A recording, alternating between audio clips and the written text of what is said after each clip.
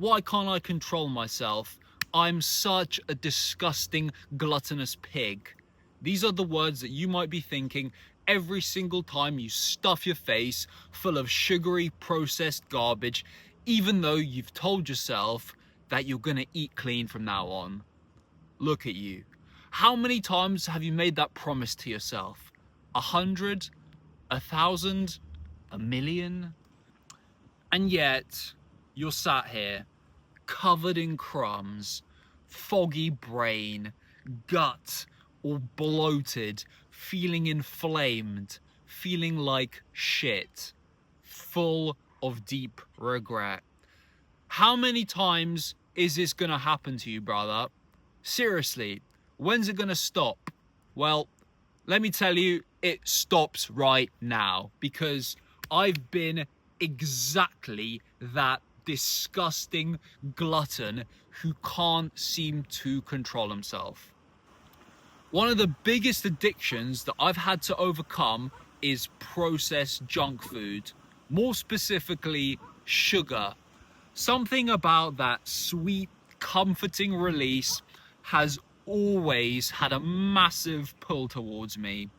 I would go through constant cycles of binging, regret, promising myself I would stop, eating clean for a few days, and then immediately falling back into my old ways. I've tried extreme diets, I've tried keto, carnivore, but I've tried veganism as well. I mean, I would never recommend that to anyone who doesn't want to, destroy their testosterone. But hey, at the end of the day, every single time I would go on an unstoppable rampage, all of my self-image, self-trust that I'd been building up had all crumbled away into dust, and I don't want you to experience the same thing. Let me tell you a little story.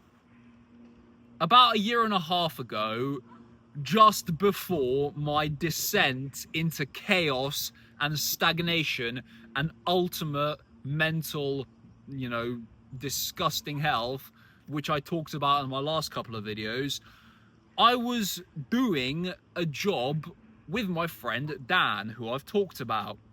He gave me the task of emptying out an entire charity shop, loading all of the stuff into a truck and taking that stuff to the dump. Obviously, this was an abandoned charity shop. It was one of those waste removal jobs that are advertised for a few grand, and so you snap it up being like, yeah, I'm gonna make so much profit on this. All it's gonna take is a few days. And then you end up spending a shit ton of time more than you thought, and you end up spending a lot more money on actually hiring the van, taking all the garbage to the dump, and actually paying the dump for the garbage that you dispose of. But anyway, that's not the point. The point is that during this time, there was a whole bunch of what I thought was premium stuff that I could help myself to in this charity shop, because basically we were told that we could help ourselves to whatever we wanted and just take it home. So obviously the little Jew, the scavenging mindset, scarcity little fiend in me, it wanted to gather as much stuff as possible to then, I'll just sell it because I'm an entrepreneur, right? But yeah, that ended up going to shit. But again, not the point of the video. The point is about the sugar addict, the uncontrollable binging. But let me tell you, this all feeds into each other, right? Because this mindset of scavenging, of scarcity, of, let's gather, it can feed into the way you treat your food. But in this charity shop, I discovered a little stash. It was a stash of crisps, like a huge multi-pack of crisps and a huge multi-pack of old, stale Haribo sweeties. And so, while I was completing this job, in the first few days, I was carnivore. I was only eating meat, eggs, and a little bit of cheese because I wanted to stay mentally sharp, because I already discussed that I would go through these cycles of extreme restrictive eating and then binging. So I did a week of carnivore to like give myself a little refresh, you know, a little reboot, a little keto boost, whatever you want to call it. And then after the week was over, I went right back to my old eating habits. I broke the keto by, you know, indulging in some of these stale old crisps that I found in the charity shop, along with some chocolate that I bought in the shop. The same old processed junk that I was eating before the week reset, having done nothing to change my habits. But anyway, I didn't feel any kind of guilt about it because I was living in a complete delusion. Obviously, I felt brain foggy. I felt, you know, the inflammation, all of that stuff after, but I felt satisfied because, you know, oh, I deserved it. I've worked so hard, right? But then I went back to the charity shop to finish off the job over the next few days, and this stash of Haribos was calling my name. Every single time I'd pass it, I'd be like, no, come on, bro. You should respect yourself more than that. You can't be eating stale old sweeties. But then one day, something just snapped, and I caved in. I lost all sense of self-control like a disgusting little goblin, and I just couldn't stop. It was one packet after another, after another, after another. I would literally open the mini packs, pour the whole thing into my mouth, and be like, okay, enough. Get back to work, and immediately be like, okay, no, I need more. I would return, and I would keep on binging until there was literally nothing left. And let me tell you, afterwards, I felt revolting. Not just because of the massive spike of sugar and all these disgusting processed chemicals, but also because of the fiendish behavior that I displayed by having such lack of self-control and willpower. I felt absolutely disgusting, especially because I was, you know, trying to build this LinkedIn personal brand by being a fitness coach. And even worse, I had just started dating my ex at the time. And I was like, what the hell is she gonna think if she saw the way I lost control like this? And let me tell you, nothing changed. I did not let the guilt of this experience carry over and change my habits. I was still going through cycles over and over and over again after this experience, but just to tell you, I've been to the depths of depravity. I've never been like obese morbidly or anything. I've definitely let myself go. I've showed you the photos. I'm gonna keep showing you this photo because it's just so fitting. This was an accumulation of months and months and months of repeating this cycle of just losing control, binging, and then trying to go back to healthy eating. So what the hell finally changed? How am I so full of mental clarity, energy, focus, and the most shredded I've ever been because of the way I'm eating now?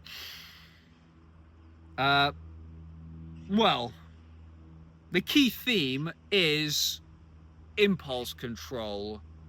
Now I have a lot more space between my desire when I get the craving versus how I respond to it, because I've been learning how to be more mindful, more present, flowing through each day without being in this chaotic, frantic rush of being a reactive little cuck. No, now I attack my days. I'm on the assault. And this helps with just every single time I get the urge, I have so much more control. I documented my journey, and I won't lie to you, a few weeks ago I did cave in. It was a really rough day. I talked about it, I believe the video's called Return of the Cuck Goblin, if you want to scroll down. But since then, I have eaten nothing but single ingredient, whole foods, super clean, super nutrient dense, meat, fruit, bit of rice, bit of veggies. But hey, it wasn't an immediate switch to get to this point. It's been a long journey, a long journey of battling addictions and impulses and fighting my inner cuck goblin.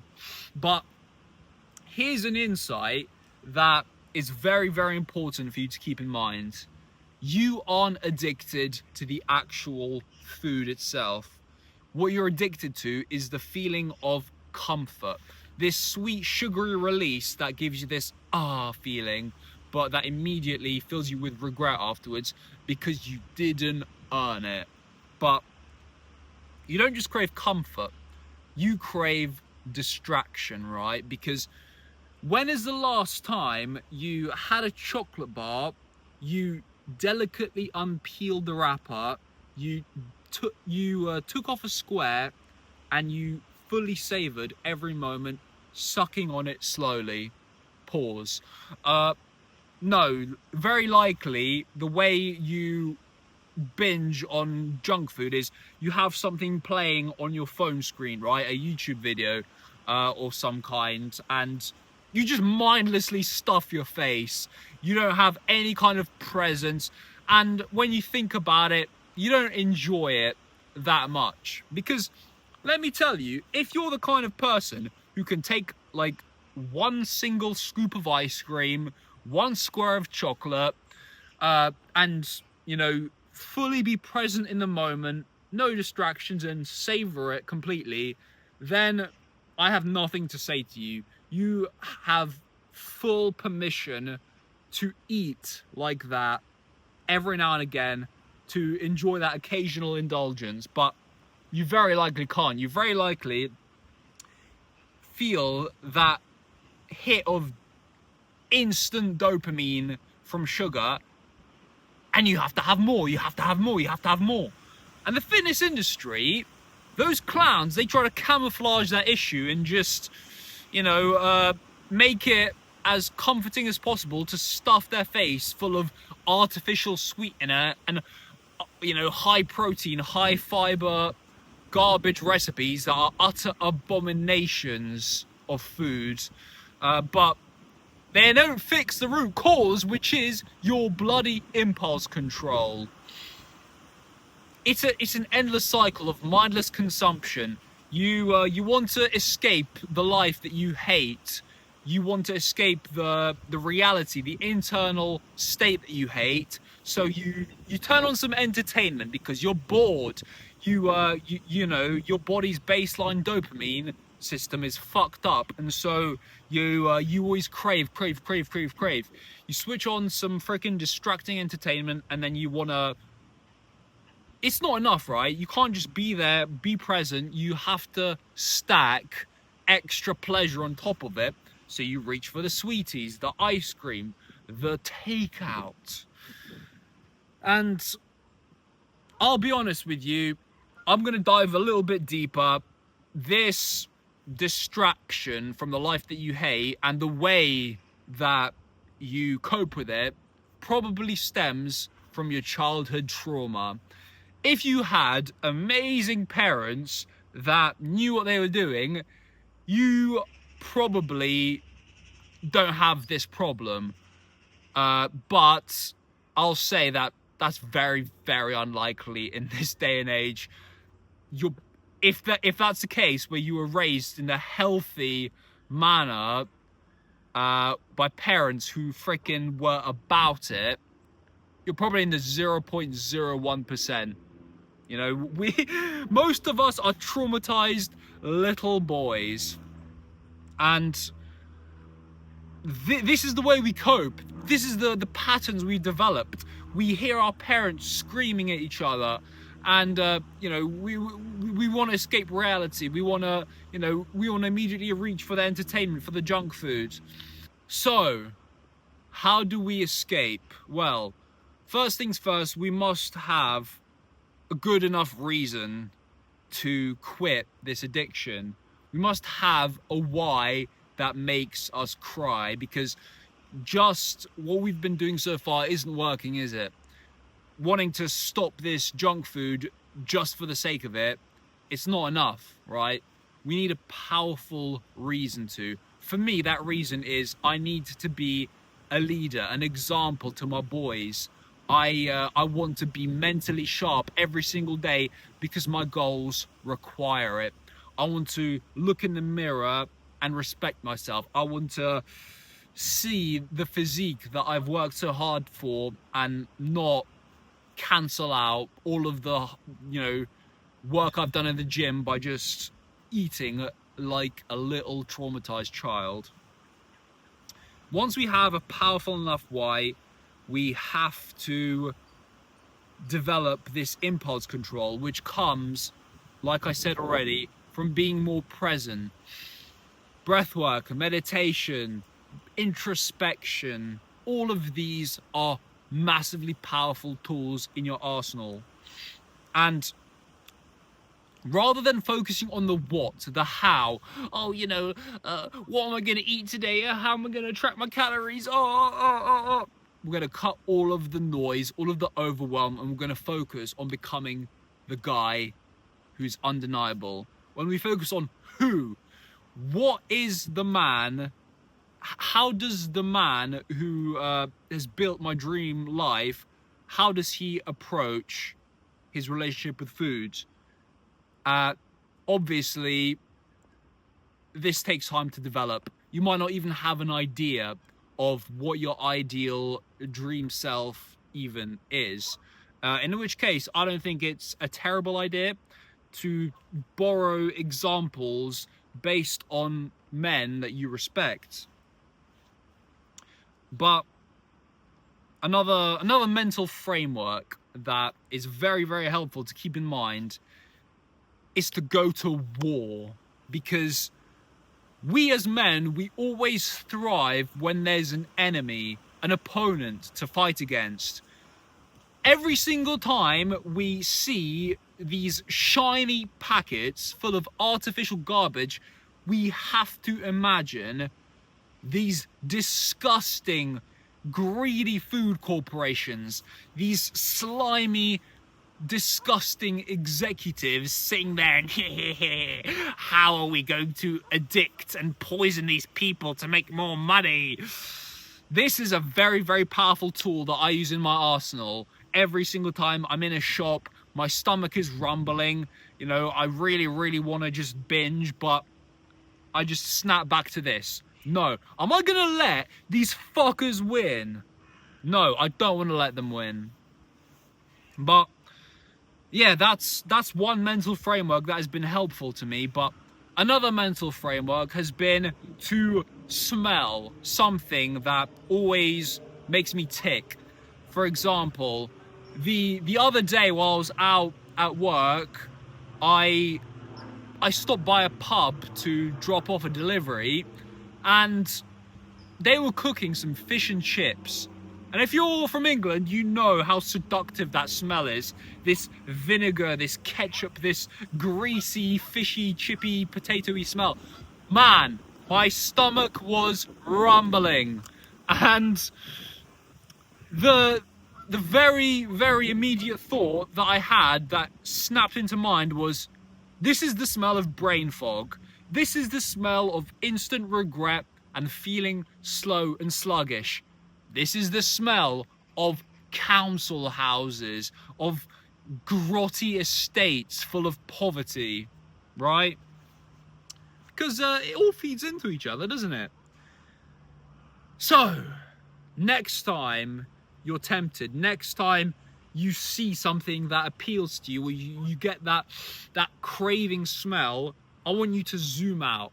You must develop the ability to pause, zoom out, and make a decision based on logic, not emotion. You have to think, this is the smell of regret. visualize how you'll feel after you give in, and breathe. Just let the craving go, because it's absolutely possible.